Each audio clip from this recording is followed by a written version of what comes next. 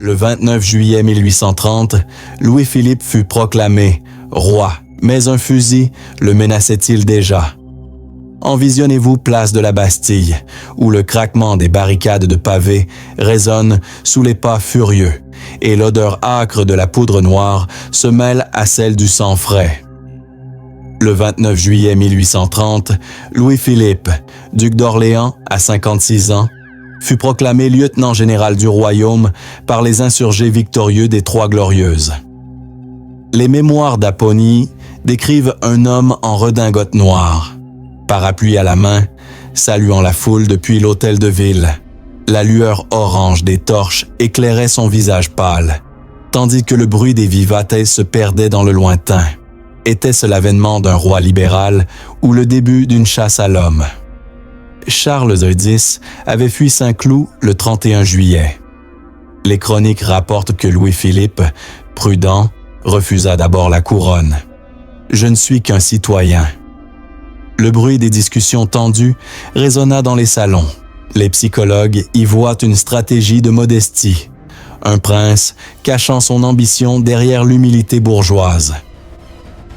Le 2 août, Charles abdiqua. Les chroniques notent que Louis-Philippe accepta le trône des Français, non de France. L'odeur de l'encre fraîche accompagna la charte révisée. Le 9 août, il prêta serment à la Chambre. Les chroniques décrivent un discours mesuré, la paix intérieure et extérieure. Le bruit des applaudissements polis. Les républicains, déçus, complotèrent. Les chroniques rapportent un premier attentat avorté le 19 novembre 1831. Un étudiant nommé Leger tira un coup de pistolet près des Tuileries. Le bruit du détonateur résonna dans la cour. Louis-Philippe renforça la garde. Les chroniques décrivent des dragons patrouillant, le cliquetis des sabres et l'odeur de la sueur des chevaux. En 1832, la duchesse de Berry débarqua à Marseille. Les chroniques notent un soulèvement légitimiste en Vendée, le bruit des cloches d'alarme. Louis-Philippe envoya Thiers réprimer. Le 5 juin 1832, funérailles du général Lamarque. Les chroniques décrivent des barricades à Saint-Antoine, le bruit des fusils et l'odeur de la poudre. Louis-Philippe visita les blessés. En 1834, insurrection lyonnaise. Les chroniques rapportent des canuts en révolte, le bruit des métiers brisés. Louis-Philippe fit fusiller les meneurs. Le 14 juillet 1834, revue aux Champs-Élysées. Les chroniques décrivent un attentat raté. Un homme cria « Vive la République !» avant d'être maîtrisé. L'odeur de la peur.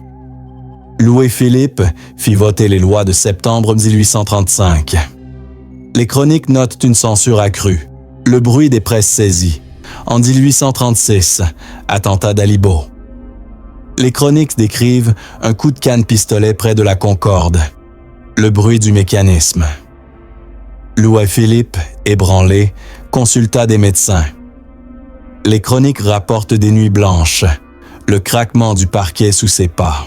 Les psychologues y voient un début de paranoïa, un roi associant chaque foule à une menace. En 1839, attentat de Darmès. Les chroniques décrivent un tir manqué aux Tuileries, le bruit du projectile contre la grille. Louis-Philippe fit doubler les escortes. Les chroniques notent des carrosses blindés, le grincement des portes. Envisionnez-vous dans les couloirs des Tuileries, où chaque ombre est un complot.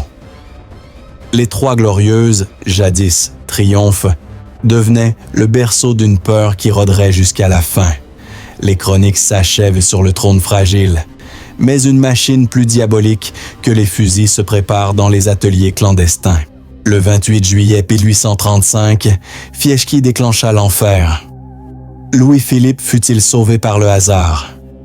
Envisionnez-vous, boulevard du Temple, où le brouillard matinal se dissipe sous les rayons crus du soleil et l'odeur douce des marronniers se mêle à celle du café brûlant des terrasses. Le 28 juillet 1835, à 11h30, Giuseppe Marco Fieschi, ancien soldat corse de 42 ans, actionna sa machine infernale depuis une fenêtre du numéro 50. Les mémoires d'Apponyi et le rapport du préfet Gisquet décrivent 25 canons de fusil soudés sur un châssis de bois, chargés de balles, clous et chevrotines. La lueur blanche de l'explosion déchira l'air festif, tandis que le bruit assourdissant fit trembler les vitres jusqu'à la Bastille. Était-ce la vengeance d'un homme ou l'œuvre d'un complot plus large? Louis-Philippe, en grand uniforme, passait en revue la garde nationale. Les chroniques rapportent que le roi, à cheval, saluait les troupes. « Vive la garde !» Le bruit des sabots sur les pavés. Fieschi, Pépin et Moret avaient loué la chambre sous faux nom. Les chroniques décrivent des nuits de préparation, le grincement des scies et l'odeur de la poudre versée. Les psychologues y voient une obsession délirante chez Fieschi, un ancien mouchard de police cherchant la gloire par le régicide. L'explosion tua 18 personnes, maréchal Mortier, colonel Rieussec, 11 gardes. Les chroniques notent que le cheval du roi fut touché, mais Louis-Philippe, protégé par son aide de camp, resta indemne. Le roi hurla « À moi la garde !» Le boulevard devint un champ de carnage. Les chroniques décrivent des corps mutilés, le goutte à goutte du sang sur les pavés, l'odeur métallique de la mort. Fieschi, blessé par l'explosion, fut arrêté chez lui. Les chroniques rapportent qu'il avoua « J'ai voulu frapper le roi pour venger la Corse ». Le bruit de ses chaînes dans la prison de la Force. Pépin et Moret furent capturés. Les chroniques décrivent un interrogatoire musclé, le craquement des os sous la torture. Moret accusa Boireau, un républicain. Louis-Philippe visita les blessés à l'Hôtel-Dieu.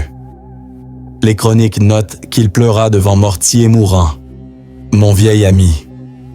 L'odeur de la charpie et des bandages. Le procès s'ouvrit le 30 janvier 1836. Les chroniques décrivent dit la cour des pairs. Fieschi, arrogant, cria « Vive la République !» Le bruit du marteau du président. Fieschi, Pépin, Moret furent guillotinés le 19 février. Les chroniques rapportent une foule immense place de Grève, le sifflement de la lame, l'odeur de la poussière soulevée. Louis-Philippe fit voter les lois de septembre. Les chroniques notent une censure renforcée, le bruit des journaux brûlés. En 1836, attentat d'Alibo.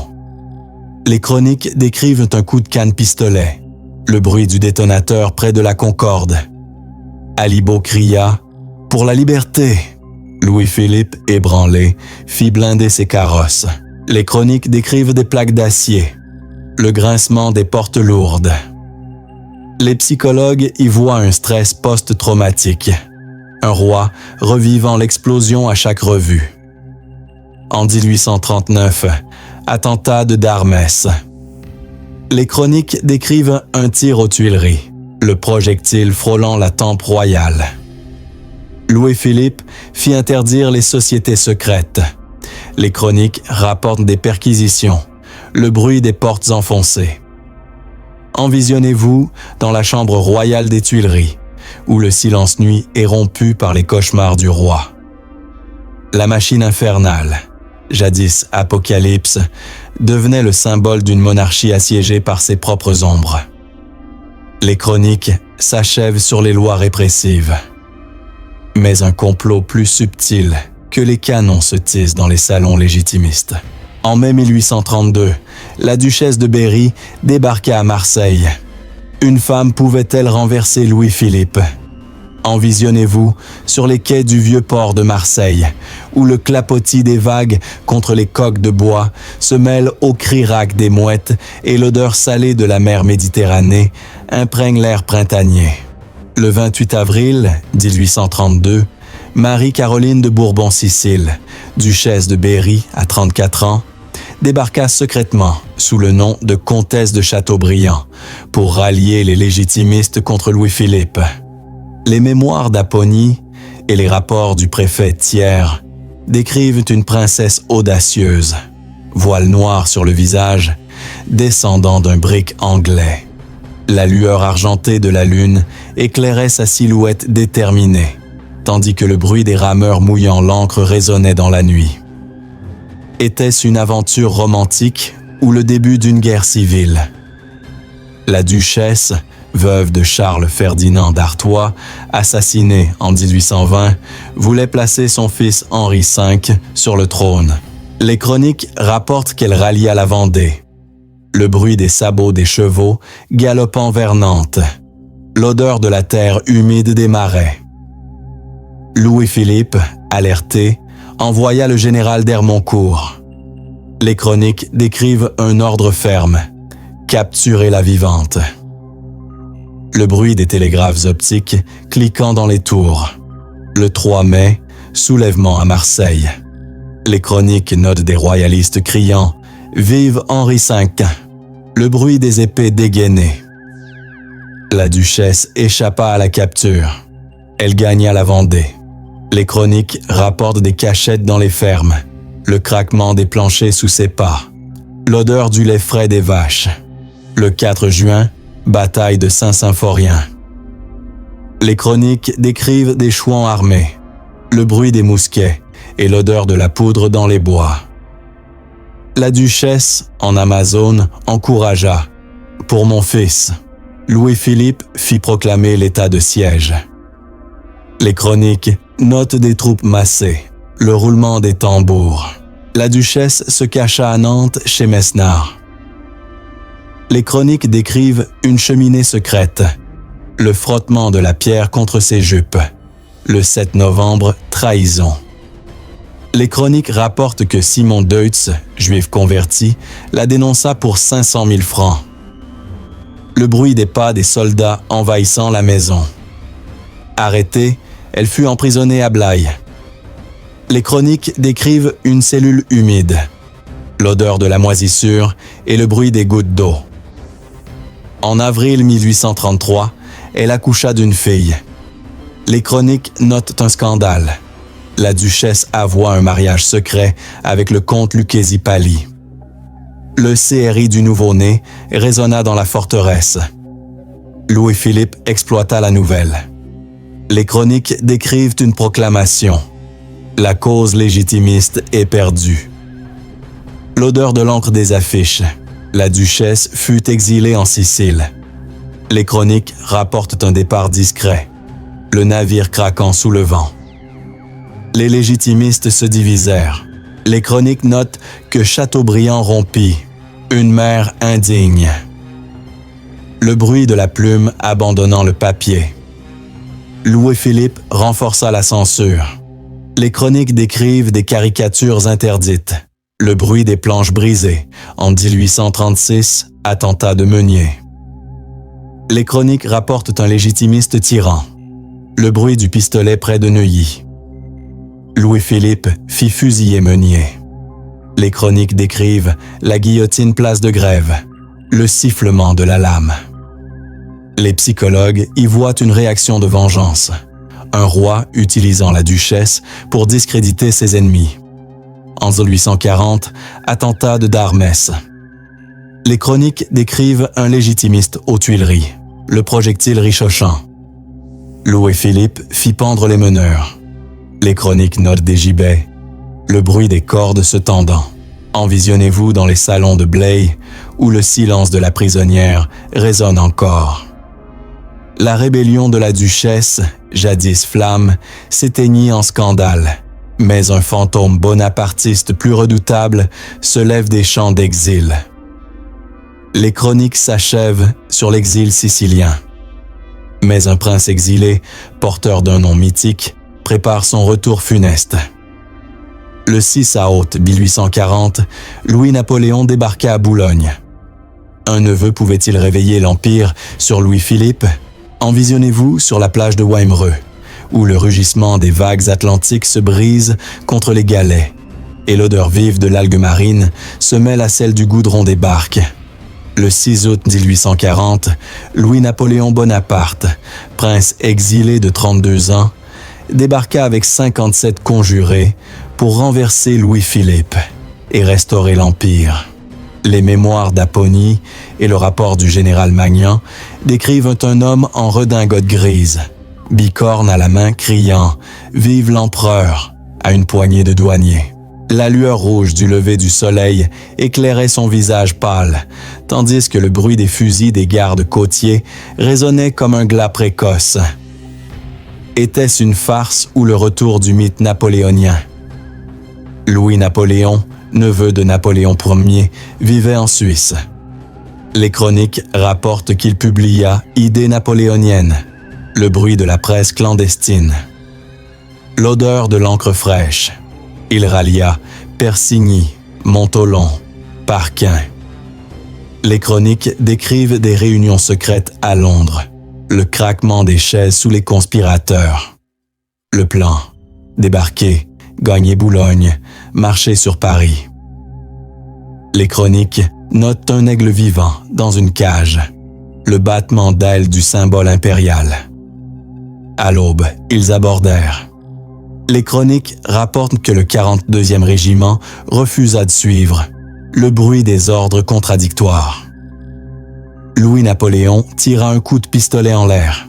Les gardes tirèrent. Les chroniques décrivent une fusillade, le sifflement des balles. Le prince fut blessé à l'épaule. Capturé, il fut jugé à la Chambre des Pairs. Les chroniques notent un discours audacieux. Je représente un principe, une cause. Le bruit des chaînes dans la salle. Condamné à perpétuité au fort de Ham. Les chroniques décrivent une cellule froide, l'odeur de l'humidité et le bruit des gouttes. Louis-Philippe visita Ham en 1841. Les chroniques rapportent un face-à-face. Vous êtes mon prisonnier, mais aussi mon cousin. Le silence tendu. En 1846, Louis-Napoléon s'évada. Les chroniques décrivent un déguisement d'ouvrier, le bruit des planches déclouées. Il gagne à Londres. Les bonapartistes multiplièrent les attentats. Les chroniques rapportent Joseph Henry en 1841, un tir près de Neuilly. Le bruit du pistolet. Louis-Philippe fit renforcer les forts. Les chroniques décrivent des canons, le grincement des AFTES. En 1847, attentat de Lecomte. Les chroniques notent un coup de feu au Théâtre Français, le projectile dans le plafond. Louis-Philippe, épuisé, consulta des médecins. Les chroniques rapportent des crises d'angoisse, le poids sur la poitrine. Les psychologues y voient un trouble anxieux généralisé, un roi voyant Napoléon en chaque ombre. En 1848, révolution éclata. Les chroniques décrivent des barricades, le bruit des pavés arrachés. Louis-Philippe abdiqua le 24 février. Il s'enfuit à Dreux, puis Clermont. Les chroniques rapportent un carrosse banal, le roulement discret des roues. Envisionnez-vous dans la cellule de Ham, où le mur gravé Napoléon semble encore palpiter. Le bonapartisme, jadis chimère, devint la prophétie d'une chute qui porterait l'Empire à nouveau. Les chroniques s'achèvent sur l'évasion. Mais un dernier complot, plus intime que les fusils, rôde dans les coulisses du pouvoir. Chaque nuit, Louis-Philippe surveillait les couloirs. Un roi pouvait-il fuir son ombre? Envisionnez-vous dans les galeries obscures des Tuileries, où le craquement discret du parquet sous les pantoufles royales se perd dans le silence étouffant et l'odeur lourde de la cire fondue des candélabres imprègne l'air glacé. Dès 1836, Louis-Philippe, roi des Français à 63 ans, transforma le palais en forteresse paranoïaque. Portes blindées, chiens de garde, espions dans chaque salon. Les mémoires d'Apponyi et les carnets du valet de chambre décrivent un souverain errant seul à minuit, lanterne à la main, écoutant les bruits suspects. La lueur jaunâtre de la flamme dansait sur son visage ridé, tandis que le bruit de son cœur battant résonnait plus fort que les horloges. Était-ce la prudence d'un survivant ou la folie d'un hanté? Après Fieschi, le roi ne dormit plus. Les chroniques rapportent des crises nocturnes. Il se levait, inspectait les serrures. Le grincement des clés dans les verrous. Il fit installer des miroirs sans teint. Les chroniques décrivent des gardes derrière les glaces, le souffle retenu des sentinelles, l'odeur de la poussière des fausses parois. La reine Marie-Amélie supplia. Les chroniques notent des lettres. « Mon ami, reposez-vous. » Le bruit de la plume tremblante. Louis-Philippe consulta le docteur Conneau. Les chroniques rapportent des diagnostics. Nervosisme extrême. L'odeur des potions à base de laudanum. Il créa un cabinet noir. Les chroniques décrivent des lettres ouvertes à la vapeur. Le sifflement de l'eau chaude. En 1841, attentat de Quénisset. Les chroniques notent un ouvrier tirant près de Fontainebleau. Le bruit du fusil dans les bois. Louis-Philippe fit doubler les escortes. Les chroniques décrivent des carrosses entourés. Le galop des chevaux. En 1843, attentat de Lecomte, second. Les chroniques rapportent un coup de pistolet aux Invalides. Le projectile dans le mur. Le roi fit pendre les meneurs. Les chroniques décrivent des exécutions publiques. Le bruit des tambours funèbres. Il interdit les caricatures. Les chroniques notent Damier emprisonné. Le bruit des grilles de Sainte-Pélagie. En 1846, attentat de Henri II. Les chroniques décrivent un tir raté à la barrière de Fontainebleau. Le bruit du mécanisme bloqué. Louis-Philippe fit blinder les fenêtres. Les chroniques rapportent des volets d'acier. Le clang des marteaux. Les psychologues y voient un syndrome de persécution. Un roi projetant sa peur sur chaque citoyen. En 1847, crise économique. Les chroniques décrivent des émeutes du pain, le bruit des vitrines brisées. Louis-Philippe refusa les réformes. Les chroniques notent Guizot, « Enrichissez-vous ». Le silence méprisant de la Chambre. En février 1848, banquet interdit. Les chroniques rapportent des discours enflammés, le bruit des verres heurtés. Le 22 février, manifestation. Les chroniques décrivent des gardes tyrans, le bruit des salves. 14 morts. Le 23, Louis-Philippe limogea Guizot. Les chroniques notent une foule hurlante. Abat le système. Le 24, barricade partout.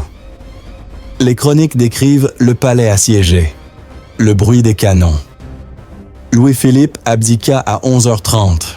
Les chroniques rapportent une plume brisée. Je remets la couronne.